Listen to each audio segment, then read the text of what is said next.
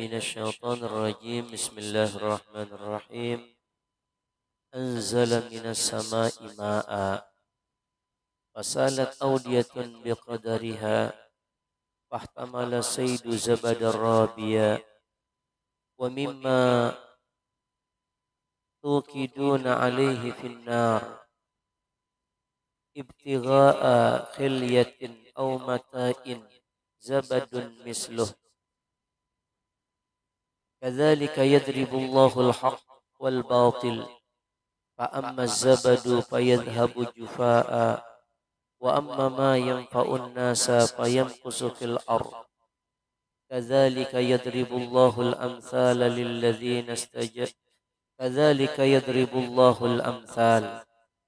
للذين استجابوا لربهم الحسنى والذين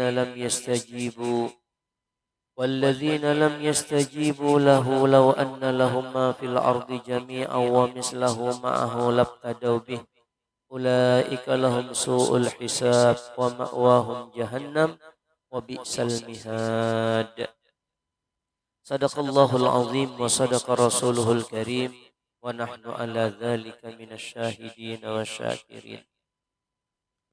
Allah subhanahu wa ta'ala berfirman, Anzala minas sama'i ma'a. Allah subhanahu wa ta'ala menurunkan dari langit ma'a, air, ay matara, hujan. Fasalat audiyatun biqadariha, maka mengalirlah audiyatun akan lembah-lembah. Artinya mengalirlah air di lembah-lembah. Biqadariha dengan kadarnya itu lembah. Ai bimiqdari ma'iha dengan kadar airnya.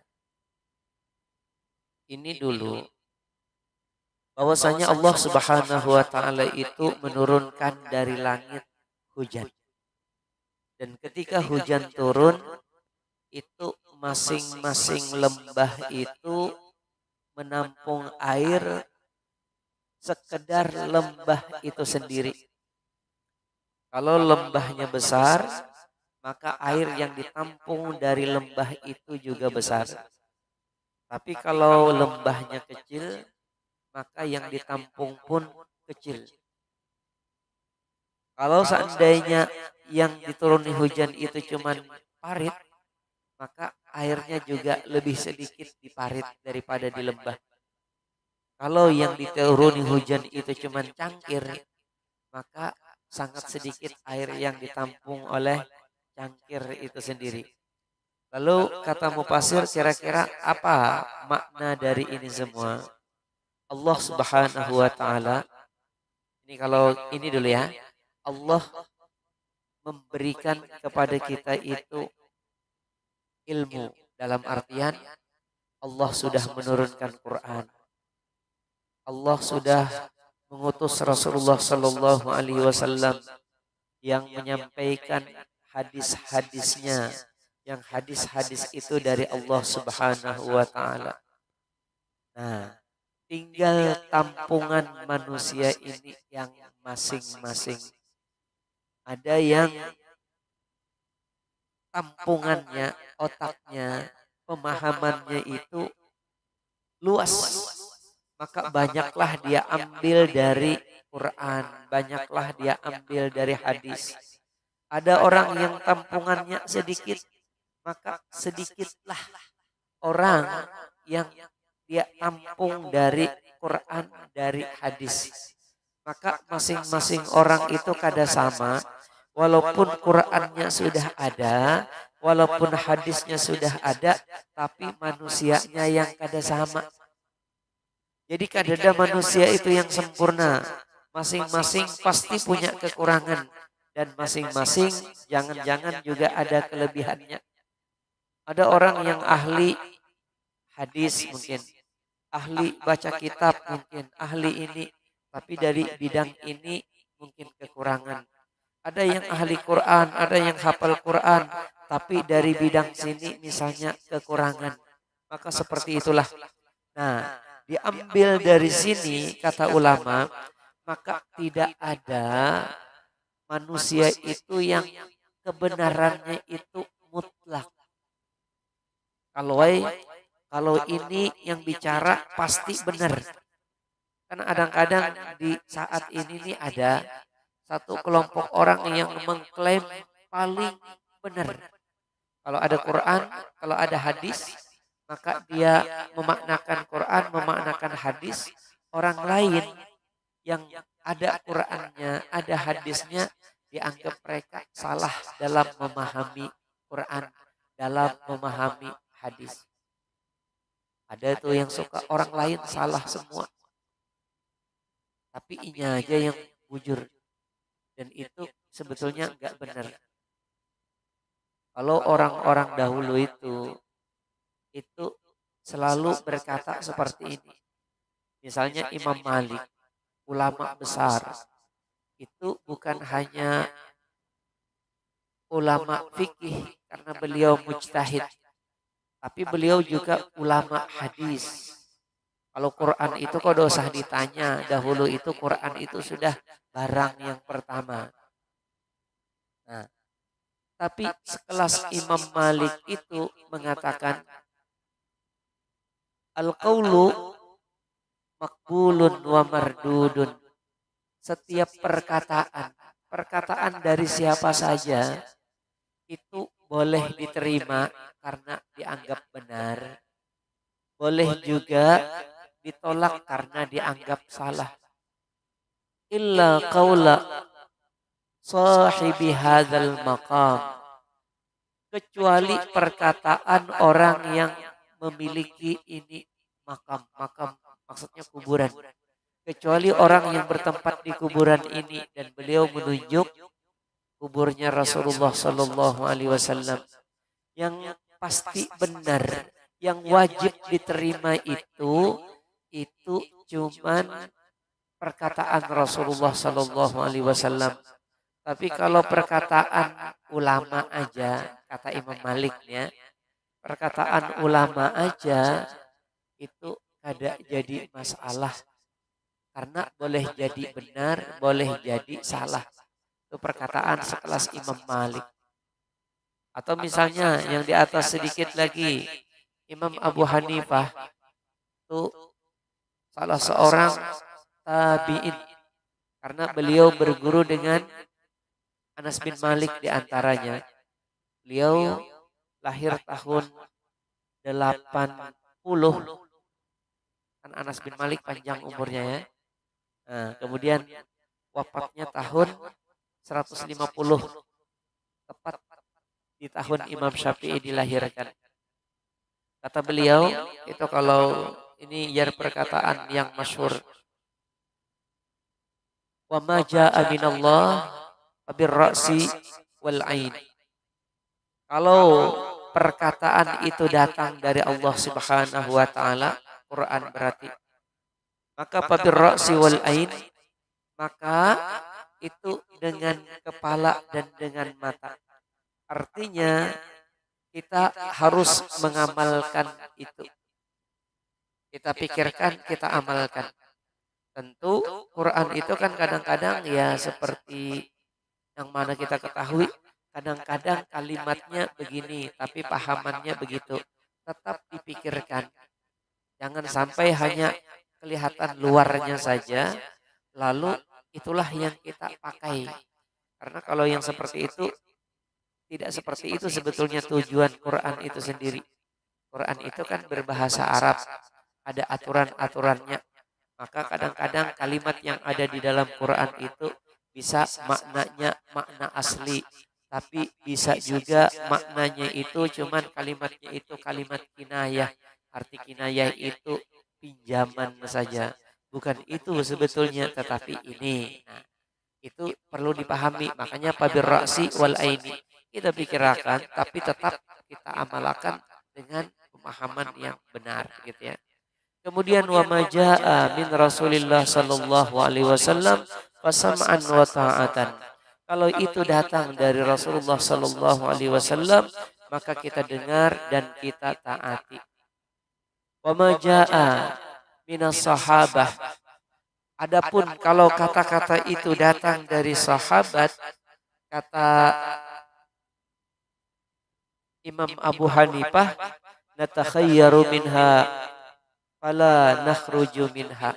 Kita boleh memilih salah satu dari perkataan-perkataan sahabat itu dan kita jangan keluar dari perkataan-perkataan mereka. Jadi kalau sahabat itu misalnya ada berselisih paham, ya silahkan aja ambil salah satunya yang mana yang kira-kira menurut kita paling cocok. Nah, tapi jangan keluar dari perkataan. Jangan semua perkataan sahabat itu lalu kamu tinggalkan. Nah, kemudian wa ma jaa'a minat tabi'in. Adapun kata-kata yang datang dari tabi'in, kata Abu Hanifah, humur rijal wa nahnur rijal. Mereka orang-orang yang berilmu, arti rijal itu. Wa nahnur rijal, dan kita pun orang-orang yang berilmu juga. Tapi kalimatnya dibawa dengan rijal. Rijal itu orang yang sempurna namanya. Nah, maka boleh saja kalau tabi'in lain mengatakan ini, kita berpendapat yang kita pendapati juga gak jadi masalah sama sekali. Itu menunjukkan bahwasanya tidak apa-apa dong berbeda. Nah, itu lalu kata, ini aku mendengar dahulu dari perkataan Ustadz Adi Hidayat. Nah, lalu kata Ustadz Adi Hidayat, ini Ustadz Adi Hidayat loh yang ngomong. Orang pinter, ya lelah. Nah, lalu kata Ustadz Adi Hidayat, kalau Imam Abu Hanifah mengatakan humur rijal wa nahnur rijal. Tapi kalau kita sekarang humur rijal wa nahnus sibyan. Mereka orang-orang alim, orang-orang yang sempurna. Sedangkan kita cuman anak-anak yang masih sangat bodoh. Maka perkataan kita ini gak jadi apa-apa. Itu kata Ustadz Adi Hidayat yang pinter. Kita ini masih anak-anak aja. Jangan diadu dengan perkataan ulama-ulama dahulu. Ini perkataan Nabi aja kadang-kadang ada yang mengkoreksi perkataan sahabat, ada yang mengkoreksi. Bukan mengkoreksi, kalau kamu memang ada pahamannya, iya. Perkataan Imam Syafi'i dikoreksi, kok bisa seperti itu, pintar banar. Lalu kalau yang sekali lagi kata Ustadz Adi Hidayat, humur rijal wa nahnu sibyan. Kalau mereka itu orang-orang pintar, orang-orang yang kata-katanya bisa diperpegangi. Kalau kita ini kekanakan aja. Kalau kata-kata kekanakan itu, tapi kawa dipegangnya lah. Kalau kebina salah. Nah itu diantaranya.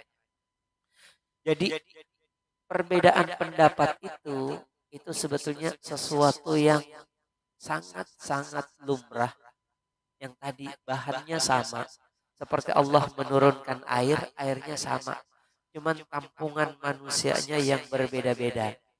Ada yang tampungannya banyak, maka ibarat ilmu itu pengetahuannya luas. Ada yang tampungannya sedikit, ibarat ilmu cuman cetek aja. Nah,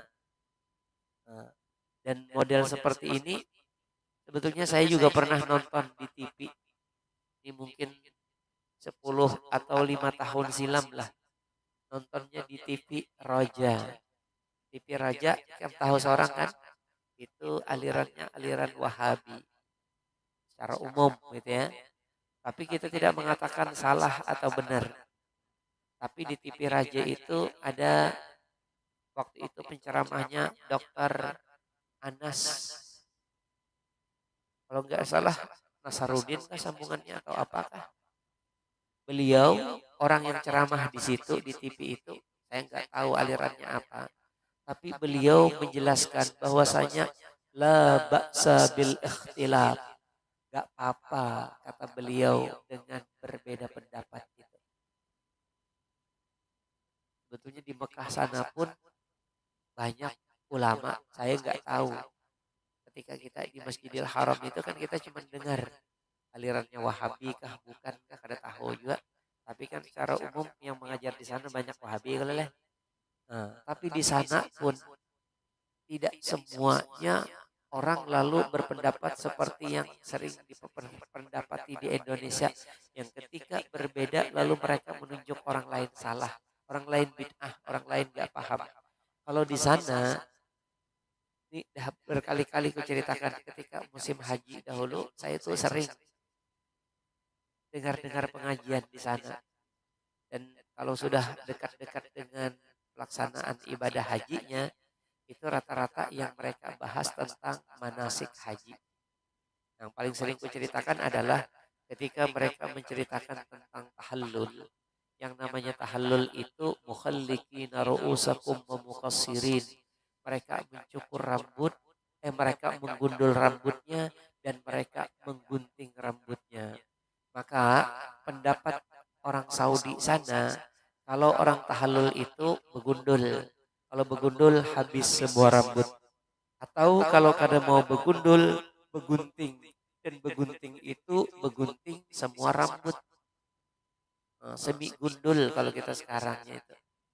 Nah, yang keras, kalau ada orang bercukur cuma 3 helai, itu lain bercukur. Adakah orang ke tukang cukur lalu bercukur 3 helai? Itu bukan bercukur namanya. Kalau begundul habis dan bercukur pun habis. Itu pendapat yang mereka. Tapi kalau yang toleran dia bilang kalau seandainya di antara kaum muslimin ada yang tahallulnya hanya mencukur 3 helai rambut, karena itu dipatwakan oleh ulama mereka, dan ulama mereka ini adalah ulama yang sudah dikenal dari zaman dahulu kala. Tentu maksudnya Imam Syafi'i. Dia tidak menyebut waktu itu Imam Syafi'i.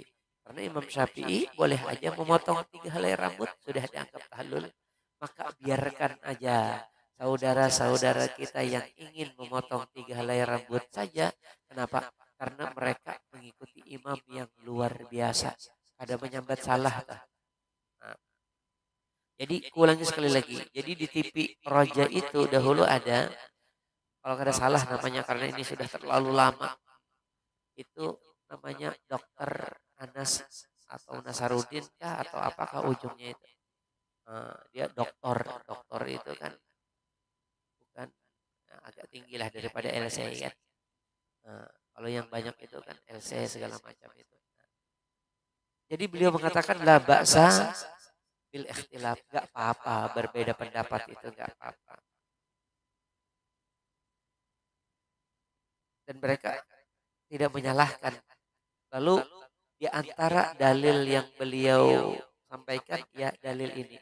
Anzala minas sama imaan fasalat audiyatun biqadariha. Itulah dalilnya.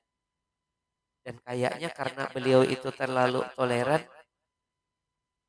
sekarang mana ada lagi itu. Mungkin gak disukai oleh kan yang toleran itu seolah-olah berarti orang tahlilan gak apa-apa, orang anu gak apa-apa. Itu kan bertentangan dengan kebanyakan yang ada. Kalau yang ada itu kan ingin bid'ah-bid'ahkan yang lain, bahkan terkadang ingin mengkafir-kafirkan yang lain. Kalau yang itu toleran, makanya mungkin dilihat ceramah model seperti ini, kayaknya tidak cocok nih untuk, makanya mana ada lagi itu, coba aja dilihat di TV itu nggak ada lagi beliau ini. Padahal kalau dari segi titelnya lebih tinggi beliau itu daripada yang sekarang-sekarang ini. Dah kita teruskan. Jadi di sini anzala minas sama imaan fasalat audiyatun biqadariha. Fahtamala sayl. Fahtamala sailu zabadar rabia. Lalu air hujan itu yang mengalir itu maka membawa oleh aliran air tadi apa yang dibawa zabadar rabia akan buih yang mengembang. Ini biasanya kalau ada airan deras, ada buih di atasnya. Ya kelah. Nah, ada buih. Buih itulah yang biasanya yang terlihat. Nah, kita teruskan. Wa mimma tuqiduna alaihi finnar. Dan aliran air itu juga membawa selain membawa buih, wa mimma tuqiduna alaihi finnar, membawa sesuatu yang sesuatu itu tuqiduna alaihi, yang dinyalakan atasnya itu finnari, di api, min jawahiril ardi kadzahabi, daripada perhiasan-perhiasan yang dari bumi seperti emas, wal fiddah, wan nuhas, dan tembaga. Nah, mimma tuqiduna alaih finnar, sesuatu yang dilebur di air itu, dilebur di api itu, ibtigha akhiliyatin, yang ingin kalian jadikan perhiasan. Kalau emas, perak, itu dijadikan perhiasan. Au matain, atau kalian jadikan benda-benda seperti parang dan lain sebagainya. Nah, yang kedua, hujan itu, yang tadi hujan mengaliri sungai-sungai. Nah, dari hujan itu ada yang nampak, ada yang tidak nampak. Yang nampak itu apa? Kalau sungai itu membawanya, yang nampak itu yang di permukaannya aja. Apa? Buih. Padahal di bawah aliran sungai itu biasanya mengandung emas, mengandung perak, mengandung besi, dan lain sebagainya. Kan bukankah orang nambang, ada orang kalau nambang di sungai yang didapat apa? Emas, kan di ulu-ulu sana tuh ada orang nambang. Nah, yang itu kalau bahasa Qur'annya ini, wa mimma tuqiduna alaihi finnar, sesuatu yang kalian lebur nanti dengan menggunakan api, ibtigha akhiliyatin, karena kalian ingin menjadikan perhiasan emas dan perak, au matain, atau ingin kalian jadikan barang-barang seperti besi tadi. Nah, jadi kalau kita melihat air turun lalu menjadi, diantaranya ada yang menjadi sungai, ya kalau lah. Nah, yang terlihat di atas sungai itu buih, sebetulnya yang terkandung di dalam sungai yang tidak terlihat itu adalah emas, perak, besi, tapi kada kelihatan. Nah, jadi berarti ada yang nampak, ada yang kada. Nah, ini kalau dari Quran, misalnya dari Quran, dari hadis, misalnya kita bicarakan yang tadi ya. Orang ada yang nampak kelihatannya Qurannya, nampak hadisnya. Pintar benar Bu Pandir. Itu nampak ya. Tapi ada orang yang bicaranya nggak terlalu pintar, tapi di hatinya benar-benar mengamalkan dengan Quran itu sendiri. Nah, kira-kira antara buih dengan emas bernilai mana? Bernilai emas. Maka kalau cuma diomongkan aja, tidak diamalkan, itu nggak ada gunanya. Buih nggak ada gunanya. Jauh lebih penting yang diamalkan, yaitu emasnya tadi. Nah, lalu di sini kalimatnya, fa'ammaz zabadu fayadhhabu jufaa. Adapun buih, maka buih itu akan hilang, gak ada nilai sama sekali. Ya lah, buih gak ada apa-apanya. Wa amma ma yang faunnas. Adapun apa yang bermanfaat bagi manusia, yang tadi yang terkandung di bawahnya, bisa emas, bisa perak, bisa anu, dan itu payam kusu fil or, maka dia akan ada di bumi. Jadi ketika air itu lalu turun ke tanah, ya kalau lah, yang emas dan perak itu kemudian diambil oleh manusia lalu dijadikan perhiasan tadi. Nah, kadzalika yadribullahul amsal. Maka begitulah Allah Subhanahu wa taala menjadikan sebagai misal. Nah, jadi secara umum seperti itu. Ada orang yang cuma kelihatannya aja, omongannya bagus, ininya bagus, amalnya nggak ada. Dari Quran, dari hadis juga. Ada juga orang yang kalau menyampaikan Quran, menyampaikan hadis, kada tapi pintar, kada. Maksudnya ada tapi pintar itu mungkin bicaranya kada menarik dan lain sebagainya. Tapi orangnya malah mengamalkan dengan Quran itu, mengamalkan hadis. Nah nanti kalau ikam, kalau secara umum ikam itu tinggal disuruh pilih aja. Hendak melihat orang yang kata-katanya bagus tapi tingkah lakunya kada bagus, atau hendak mencari orang yang mungkin kata-katanya ya biasa-biasa aja, Tapi tingkah laku dan perbuatannya bagus. Tasarah ikam aja hendaknya mana. Kemudian selanjutnya Tuhan tambahkan lagi. Lilladzina istajabu lirabbihimul husna. Bagi orang yang mau mengabulkan panggilan Tuhan mereka. Tuhan nyuruh beriman, beriman. Tuhan menyuruh beramal, beramal. Maka bagi orang-orang yang seperti itu, al-husna, mereka mendapatkan kebaikan. Al-husna ini kebaikan. Lalu kebaikan yang sempurna itu apa? Surga. Kalau di dunia ini baik tapi kada sempurna. Maka al-husna sesungguhnya itu surga maknanya. Maka bagi orang yang ketika Quran menyuruh, ayo beriman, beriman. Ayo beramal, beramal. Ayo beramal dengan ikhlas, beramal dengan ikhlas. Nah, kerjakan yang baik, tinggalkan yang buruk, itu dia kerjakan. Maka orang yang seperti itu akan mendapatkan surga. Selanjutnya, walladzina lam yastajibu lahu. Adapun orang yang tidak mau mengabulkan ajakan Tuhan. Tuhan menyuruh beriman, kada beriman. Tuhan menyuruh beramal saleh, kada mau beramal saleh. Tuhan menyuruh ikhlas, kalau sudah beramal saleh, kada mau ikhlas. Nah, orang yang seperti ini kan sama kalau pada diajak Quran. Kalau sudahlah yang tadi kita bahas, sudah diajak Quran, sudah diajak hadis. Tapi ada yang mau, ada yang kada. Nah, orang yang seperti ini, lau anna lahum ma fil ardi jami'a. Kalau seandainya orang ini memiliki semua yang ada di bumi.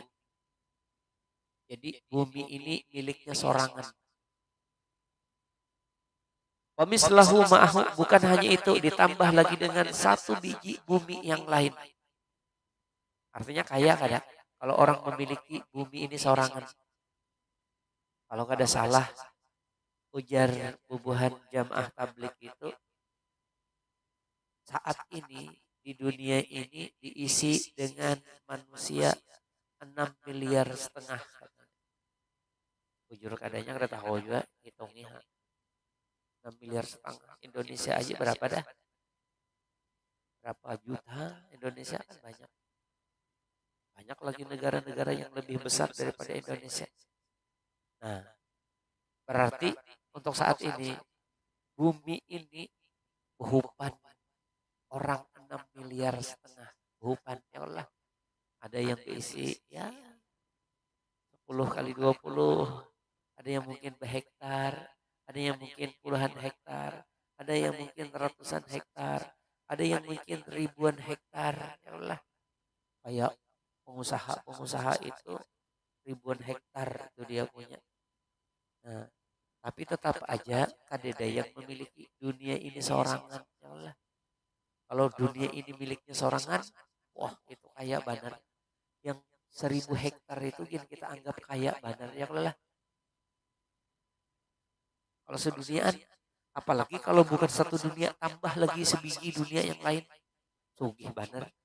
Nah, orang yang seperti itu, tapi kada mau Tuhan menyuruh beriman, kada mau beriman. Tuhan menyuruh beramal saleh, kada mau beramal saleh. Tuhan menyuruh ikhlas, kada mau ikhlas. Orang itu kan berarti masuk neraka.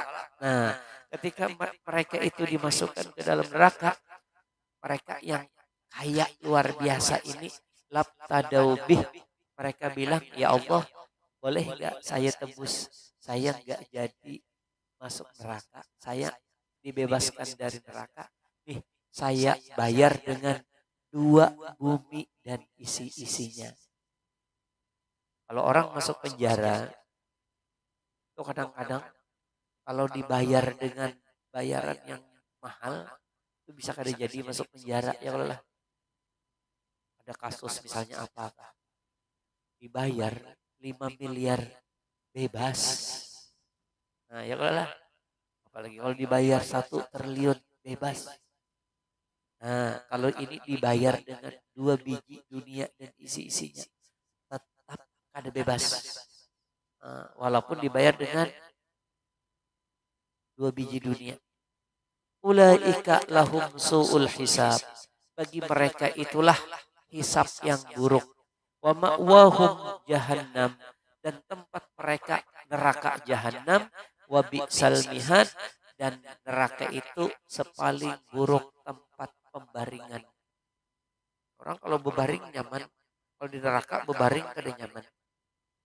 Nah, maka berarti ini kalau begini, saya contohkan lagi. Kalau orang berhuruf ada bertukaran. Bertukaran itu kalau inya seimbang aja orang mau, ya kalau lah. Nah, berhuruf pangjer antara duit 1 juta misalnya dengan jam tangan. Kalau kurang-kurang lebih harga jam tangan itu dengan 1 juta, orang mau tukaran. Yang kita sebut dengan jual beli lah kalau bahasa anunya, ya kalau lah. Tapi kalau kada seimbang, jam tangannya harga 1 miliar, mau ditukar dengan 1 juta, orang tidak mau kan.